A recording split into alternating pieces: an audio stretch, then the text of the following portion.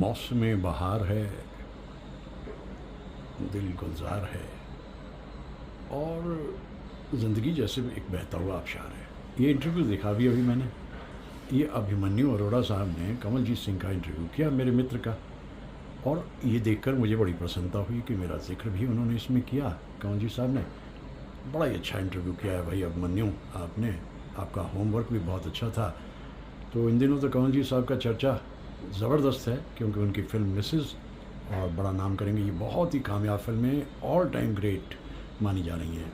तो इसलिए मैं सोचता हूँ कि एक वीडियो जो मैं बना रहा हूँ उसमें एक छोटा सा टुकड़ा इसमें डाल दूँ अभिमन्यु अरोड़ा साहब की इजाज़त से, क्योंकि मेरा तो एक नॉन कमर्शियल चैनल है, कोई पैसा वैसा मैं नहीं कमाना इसमें, गिने चुने धोए पहुँचे मेरे श्रद्धालु हैं जो इसे देख लेते हैं, तो इसलिए ऐड कर रहा हूँ मैं उसे। Saint marriage. ओके, हाँ ठीक है। तो आपकी क्या यादें हैं सहारनपुर की?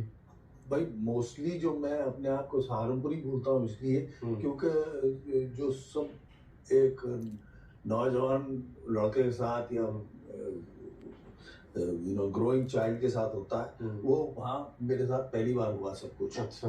हाँ, पहली लड़ाई भी पहली हुई, पहली बार पिटा भी होऊंगा, पहली बार पीटा भी होगा। अच्छा, पिटा तो नहीं, पीटा तो होगा आपने पक्का। तो ये सब जो भी पहला जो फैन लेटर होता है, अच्छा। वो सब कुछ वहीं, पहला इश्क सब कुछ वहीं हुआ। ओके। हाँ। तो आपके जो मेजर फ्रेंड्स वगैरह थे वो कहाँ पे थे? सहारनपुर।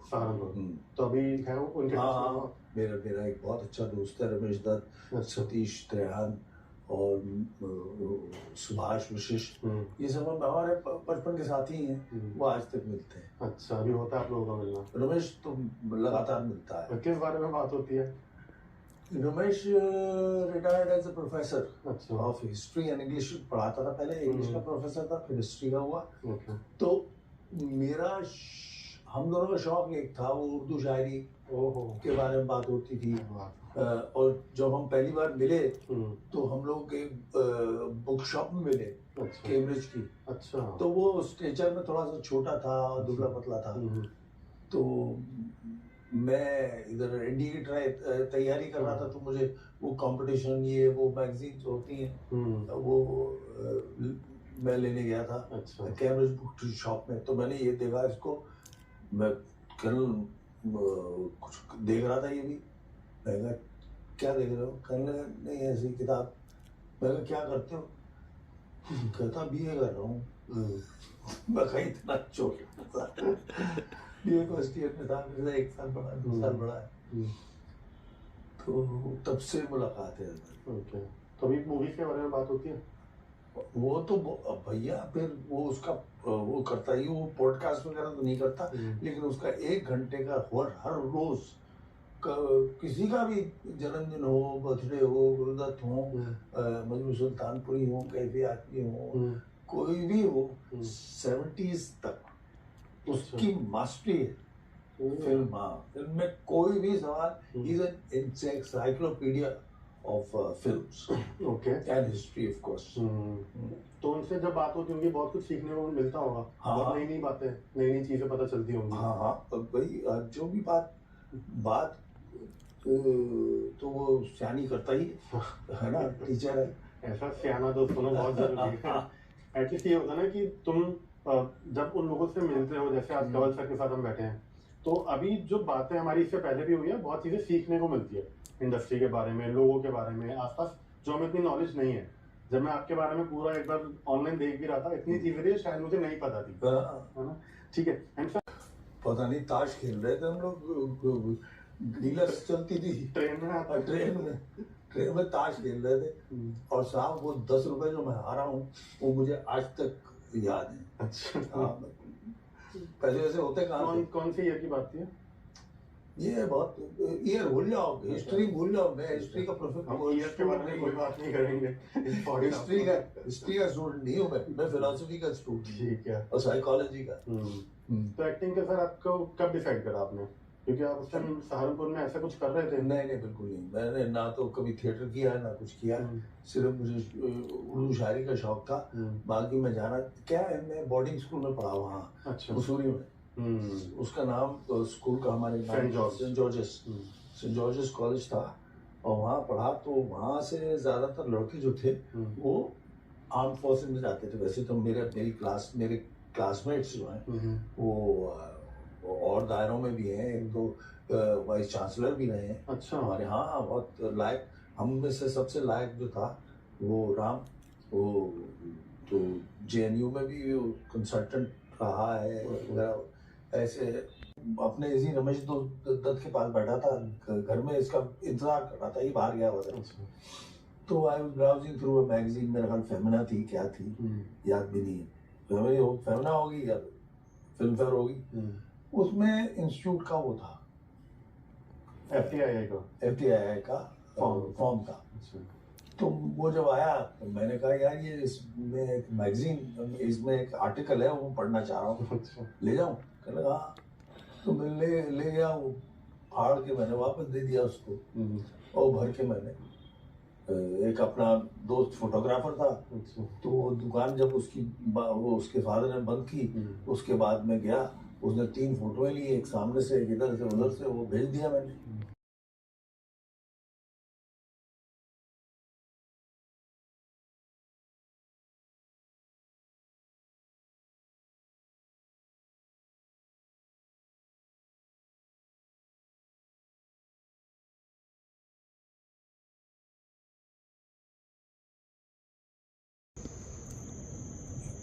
चौदह मार्च 1931 को फिल्म्स में आवाज़ भी आ गई और गाने भी शुरू हो गए। पहली ही फिल्म आलम आरा में 7 गाने थे। इसके बाद 1942 में एक गीत सुनाई देता है खुर्शीद की आवाज़ में, पंछी बाबरा चांद से प्रीत लगाए, चांद से प्रीत लगाए। बस फिर क्या था, गीतकारों को एक ऑब्जेक्ट मिल गया रोमांस के नाम पर, और वो था चांद। राज कपूर की पहली ही फिल्म आग में राम गांगुली ने भी गाना बना दिया, देख चांद की ओर, देख चांद की ओर मुसाफिर, देख चांद की ओर। अब चांद पे गीत इस कदर बनने लग गए कि हर फिल्म जिसमें कहीं थोड़ा रोमांस दिखाया जाना है तो चांद आता है। मनोज कुमार की शुरुआत थी एक फिल्म में, वो भी चांद को याद कर रहे थे, गगन के चंदा न पूछ मुझसे कहाँ हूँ मैं, दिल मेरा कहाँ है। ये चांद की जो एक गरिमा है, एक महिमा है, वो सब अब इन गीतों में दिखाई देने लगी थी। फिर तुम तो दिल के तार छेड़ कर हो गए बेखबर, चांद के तले जलेंगे हम, देव साहब दिखाई देते हैं, धीरे धीरे चल चांद गगन में, यहाँ भी देव साहब दिखाई देते हैं, है चांद की ज़ेबाई तू झूल जबाहों में। दरअसल शंकर जयकिशन ने चांद पे बहुत गीत बनाए, उनको चांद की खूबसूरती बहुत ही पसंद थी। और कमाल तो वहाँ हुआ जब एक चांद आसमां पे था और एक ज़मीन पे, यानी साधना पे पिक्चराइज्ड एक गाना, क्या कहा है चांद ने जिसको सुन के चांदनी हर लहर पे झूम के क्यों ये नाचने लगी, चलती हूँ मैं तारों पर।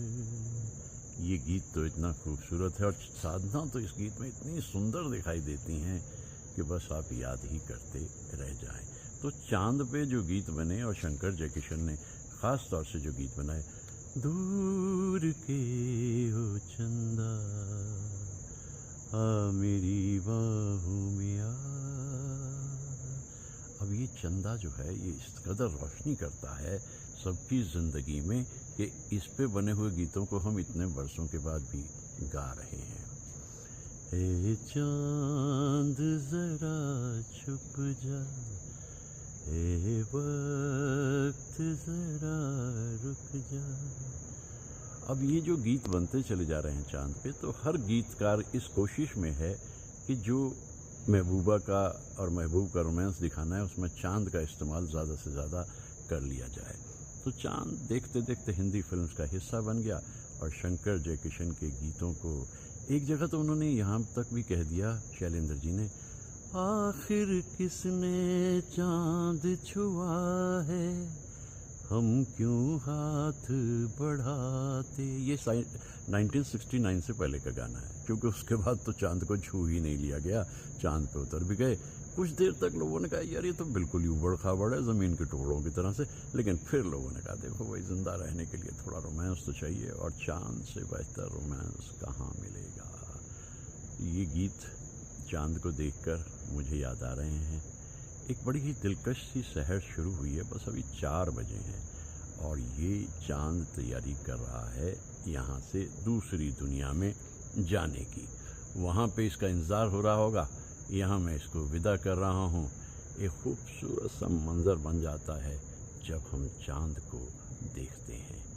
चांद पर बने हुए न जाने कितने सारे फिल्मी गीतों में जो रस मुझे ऑर्केस्ट्राइजेशन शंकर जयकिशन में दिखाई देता है, भाई वो तो बहुत ही अलग होता है। तो इस तरह के गीतों को याद करते करते हमारी ज़िंदगी बुजुर्गी की दहलीज पे आ गई, लेकिन कोई बात नहीं, हार्ट नेवर हैज़ रिंकल्स। आप इन मनाजिर को देखते रहिए, ऑब्जेक्ट्स में उतरते रहिए, यकीन मानिए आपको मालूम ही नहीं होगा कि आपकी ज़िंदगी बुजुर्ग होती जा रही है। मन में हमेशा एक रोमांटिक स्ट्रीम यानी झरना बहता रहेगा। तो चांद तो चला अपने घर को, और मैं कह भी रहा था इससे धीरे धीरे चल चांद गगन में, कहने लगा नहीं मुझे बहुत जल्दी है भाई, अब मेरा वहाँ इंतज़ार हो रहा होगा। तो जाओ भाई तुम चलो, पहुँचो और हम अपनी ज़िंदगी की एक और सैर को शुरू करते हैं। अपने बेहद प्रिय कलाकार शशि कपूर को उनकी सालगिरह पे यानी 18 मार्च को याद करते हुए ये वीडियो बनाया मैंने। उनकी याद में बहुत सी बातें कहीं और यूट्यूब पे पोस्ट कर दिया हमेशा की तरह। और मुझे खुशी ये रही कि बहुत से लोगों ने इसको देख भी लिया कि भाई शशि कपूर का जो करिश्मा है वो आज भी मौजूद है। हाँ, मुझे शशि कपूर इसलिए याद आ रहे हैं क्योंकि एक थकी हारी सी ज़िंदगी होती थी इंटर कॉलेज तक हमारी, और 1968 में जुलाई के महीने में जब मैं पहुंचा डिग्री कॉलेज में तो बड़ा मज़ा आया भाई। वहाँ की दुनिया अलग थी और मुझसे पहले उस गली में मेरे अफसाने गए। वहाँ पे टीचर्स भी, प्रोफेसर्स भी और स्टूडेंट्स भी जानते थे कि ये एक सिंगर है और अच्छा गा लेता है मुकेश साहब के गानों को। तो मुझे तो कोई अपनी जगह बनाने में वक्त नहीं लगा। हाँ, पहला कंपटीशन जब हुआ बेस्ट सिंगर का तो मेरे लिए कोई मुश्किल नहीं था मुकेश साहब का एक गीत गाना, और वो गीत था हम भी प्यासे हैं ये साकी को बता भी न सके, सामने जाम था और जाम उठा भी न सके, काश हम गैरते महफिल के ना मारे होते, वक्त करता जो वफा आप हमारे होते, हम भी औरों की तरह आपको प्यारे होते, वक्त करता जो वफा। मैंने इस गीत को पूरा किया और तालियां मिली मुझे बहुत सारी।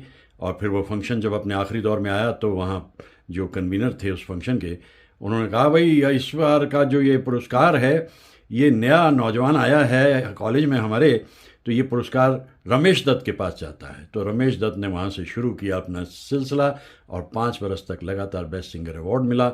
और फिर उसके बाद में वहीं से एम इंग्लिश कर लिया, फिर हिस्ट्री भी कर लिया और वहीं पढ़ाने भी लग गया। ये कमाल है भाई। तो शशि कपूर साहब को मैं इसलिए याद करता हूँ कि उनके इस गीत ने भाई मुझे बड़ी मकबूलियत दिलाई। इसके बाद तो मैं बहुत गाता था इस गीत को, और सचमुच ये गीत काफ़ी हद तक ज़िंदगी से जुड़ भी गया था, क्योंकि दिल मिलता था, कुछ लम्हे साथ गुजरते थे, फिर दिल टूटता था, और फिर जो अगली बार इस गीत को मैं गाता था किसी फंक्शन में, तो उसमें दर्द कुछ अलग ही होता था। वक्त करता जो वफा आप हमारे होते, ये बड़ा ही एक दर्दीला गीत है, लेकिन मुझे शशि कपूर पे पिक्चराइज्ड कोई भी गीत अच्छा लगता था। और शशि कपूर को मुकेश साहब बहुत ही पसंद थे, इसलिए उनके बहुत सारे गीत भी मैं याद करता हूँ जब भी मौका लगता है। अब भी उन्हें गाने की कोशिश करता हूँ। वही कॉलेज जहाँ बेस्ट सिंगर बनता था, वहीं मैं पहले लेक्चरर हुआ और फिर HOD हो गया, हेड ऑफ द डिपार्टमेंट हो गया, और वहीं से रिटायर भी हो गया।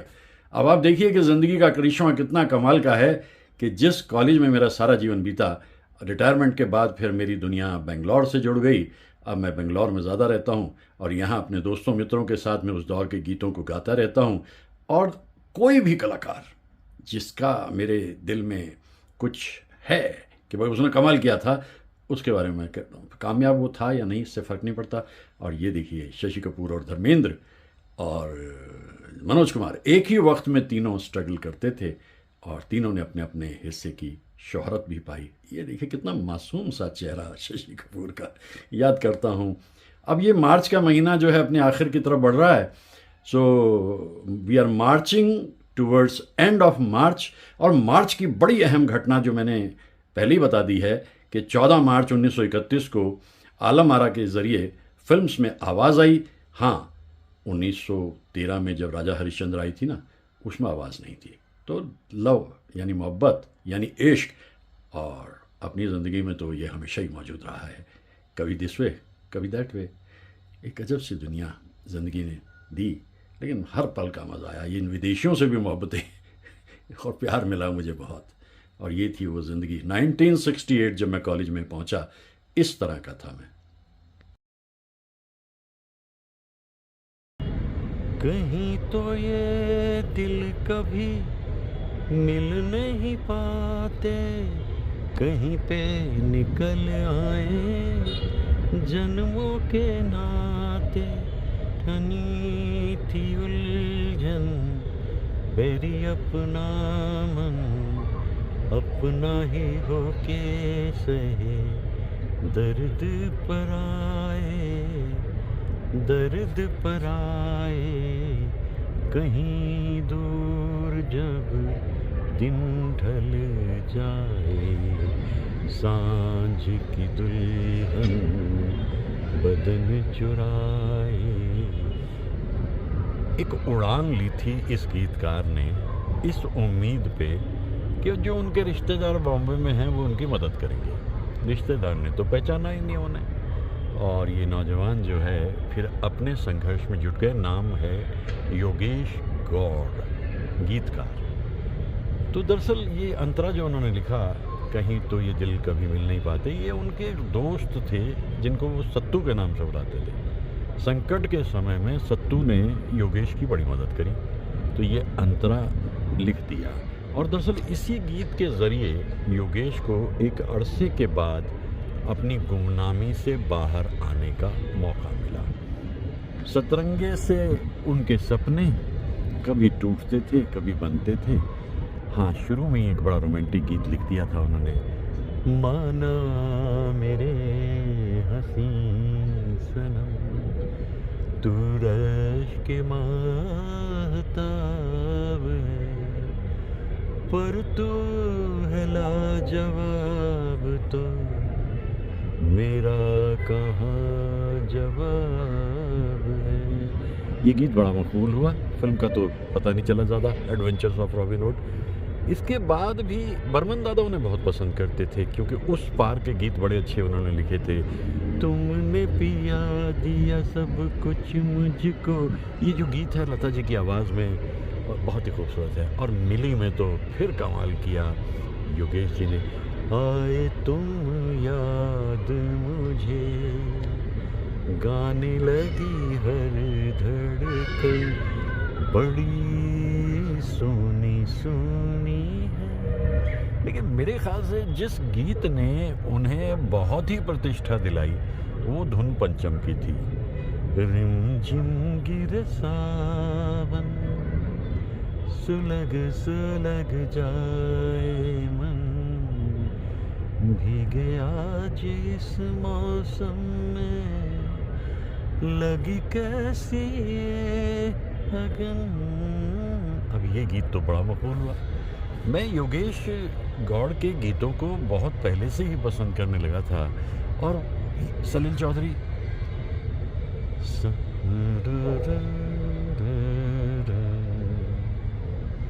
बहुत ही खूबसूरत गीत उनके बनते थे।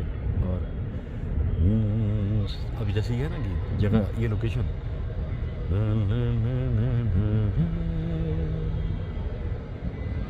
नैन हमारे सांझ सकारे, देखें लाखों सपने, सच ये कहीं होंगे या नहीं, कोई जाने ना। और इसमें लता जी का भी, निस दिन मेरा जुल्मी सजन, कैसी बत्तियां बनाए। और एक और की, रातों के साए घने। खामोश तबीयत इंसान थे, बातचीत ज़्यादा करते नहीं थे। हाँ, कभी कभी कोई इंटरव्यू लेने पहुंचता था उनके पास में, तो फिर उसको वो पूरी सच्चाई से बता देते थे, भाई बहुत से सपने टूटे ज़िंदगी में मेरे, लेकिन मैं हारा नहीं। और मैं बस ये सोच के चलता रहा कि भाई एक दिन तो तेरा भी आएगा और एक दिन मेरा आ गया। तो ये जो जीवन का उनका फ़लसफ़ा है, इसी ने उन्हें बम्बई नगरी में इतनी प्रतिष्ठा दिलाई। और मैं तो बहुत अरसे से जब भी मुझे मौका लगता है उनके गीतों को सुनता हूँ और महसूस करता हूँ कि क्यों ऐसे काबिल लोग जो हैं उतने कामयाब नहीं हो पाते जितने कामयाब वो लोग हो जाते हैं जो शायद उसका आधा भी डिज़र्व नहीं करते। अब ये फिल्म नगरी है दरअसल, यहाँ पता कुछ नहीं चलता। ज़रा सा आप हिट हो जाते हैं तो आपको बहुत कुछ मिल जाता है, और ज़रा सा आप पिट हो जाते हैं तो आप गायब हो जाते हैं। तो मैं उनके इस गीत को बहुत पसंद करता हूँ, कहीं दूर जब दिन ढल जाए। सलीलदा बहुत पसंद करते थे उनके गीतों को, इसलिए जहाँ भी मौका लगता था वो उन गीतों को उसमें जोड़ देते थे। जिंदगी कैसी है पहेली हाय, कभी तो हंसाए कभी ये रुलाए। ये मेरे ख्याल से ये तजुर्बा भी जो उनका ज़िंदगी में हुआ था, इसी को याद करते हुए योगेश गौड़ ने ये गीत लिखा। उनकी सालगिरह है, मैं उन्हें याद कर रहा हूँ, 19 अगस्त। और दुनिया से रुखसत हो गए, लगभग 70 बरस पूरे नहीं कर पाए थे, लेकिन फिर भी जो मिला उन्हें वो उससे काफ़ी मुतमईन रहते थे योगेश गौड़। तो मैं बात कर रहा था इसी गीत की, कौन है जो सपनों में।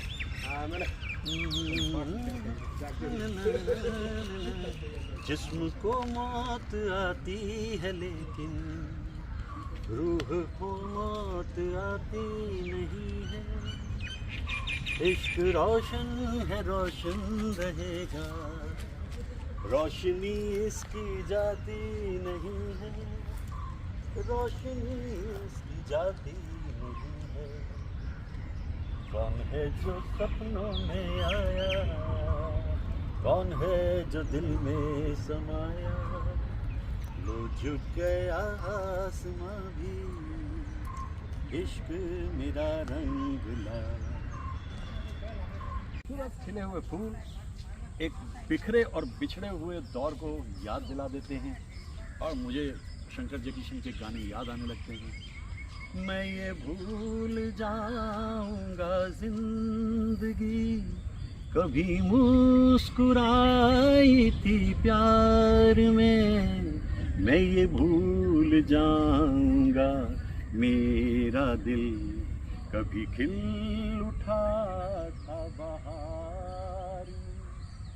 मैं वो गुल हूँ जो न खिला कभी, मुझे क्यों न शाख से तोड़ दो, मुझे क्यों न शाख से तोड़ दो। मुझे तुमसे कुछ भी ना चाहिए। बरस था 1972। हमारे कॉलेज में inter state table tennis tournament होते थे। हम उस वक्त स्टूडेंट थे, हम वहाँ पे जाते थे, प्लेयर्स आते थे सब जगह से, और रात को जब फाइनल हो जाता था तो महफिल में बैठ करके गाने होते थे। जाहिर है मुझे तो गाने के लिए कहा जाता और मैं गाने में तैयार रहता। ये गाना मैंने गाया तो जो उस दिन चैंपियन बनी थी लड़की, वो सामने बैठी थी और उसकी आंखों से झरझर आंसू बहने लगे। तो ऐसा कभी सोचा था मैंने कि भाई गाने के अंदर इतना असर हो सकता है कि कोई रो पड़े। तो मैं गया, अमर जी, उनका नाम अमर जी, तो मैं कहा अमर जी क्यों होया? कहती है भाई मुझे नहीं मालूम, इस गाने के अंदर इतना दर्द है और आपने इतने खूबसूरत अंदाज में गाया। देखिए 53 साल बाद वो जो याद है मेरे मन में अटकी है। मैं याद करता हूँ शंकर जयकिशन को उनकी धुनों के लिए। ऐसे फूल कभी ज़िंदगी में खिले होते हैं। और उसके बाद फिर वीरानियाँ, और उन वीरानियों में हम चलते चलते कहने लगते हैं कुछ मुझे भी रास आती हैं बहुत तन्हाइयाँ, फिर जुनून के रास्ते पे साथ चलता कौन है? ये कौन है? बस इसी का जवाब नहीं है। नूर मेरी आँखें और दूर का सफर, उठते हैं पाँव जैसे गिर जाने का भी डर है, पर काट के किसी को परवाज़ दे रहे हैं, टूटे हुए हाथों में क्यों साज दे रहे हो, खामोश जिंदगी को आवाज दे रहे हो।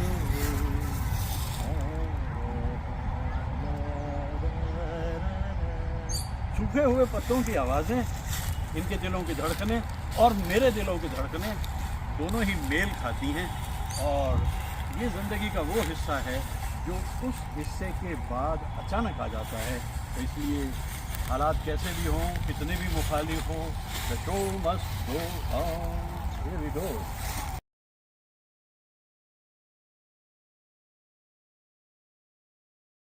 बात चली तो कुछ बातें मुझे मोहब्बत से जुड़ी याद आती हैं। एक शेर याद आता है, साकी साहब का लिखा हुआ शेर है वो, अब लगता है मुड़ के देख भी सकता था, आखिर हद भी होती है खुदारी की। और जानिसार अख्तर साहब, ज़रा सी बात पे अगर रस्म तोड़ाया था, दिले तबाह ने भी क्या मिजाज पाया। पत्तों की आवाज़ों में गुम वो आवाज़ एक दौर को याद दिलाती है। तर्क ताल्लुक़ हो गए लेकिन फिर भी ख्याल तो रहता है, और कभी कभी पूछ लेने की ख्वाहिश भी होती है, तुम जहाँ हो वहाँ क्या ये मौसम नहीं, क्या नज़ारे वहाँ मुस्कुराते नहीं, क्या घटाएं वहाँ बरसती नहीं, क्या तुम्हें हम कभी याद आते नहीं, तुम जहाँ हो वहाँ। ये ज़माना हमेशा का बेदर्द है, दर्द दिल पे कोई हाथ धरता नहीं, दिल की फितरत कभी एक रहती नहीं, जिंदगी भर वफा कोई करता नहीं, फिर भी जैसे भुलाया है तुमने हम, इस तरह भी किसी को भुलाते नहीं, तुम जब ख्याल रहते ना भाई, मैं इन खूबसूरत मनाजिर में हूँ और वहाँ क्या हो रहा है, जबकि रिश्ते टूट चुके हैं, तर्क ताल्लुक़ हो चुका है, लेकिन फिर भी फिक्र रहती है। दर्द है मेरे दिल का मेरे साज में, साज लेता हूँ मैं, तुम आवाज़ दो, तुम वहाँ क्या ये मौसम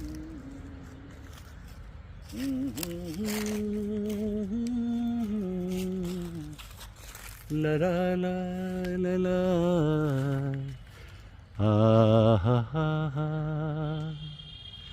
ऐसे ऐसे गीत इतने इतने बरसों बाद भी याद रहते हैं और तन्हाइयों में वो लम्हे याद आते हैं, वो जो ज़िंदगी से रुखसत हुए लोग फिर लौटे नहीं कभी, गुम हो गए, उनका ख्याल आता है। ये ज़िंदगी उन यादों की एक बारात ले आती है और आसमान में एक चेहरा अपनी जगह बना लेता है, फिर देर तक मैं सो नहीं पाता।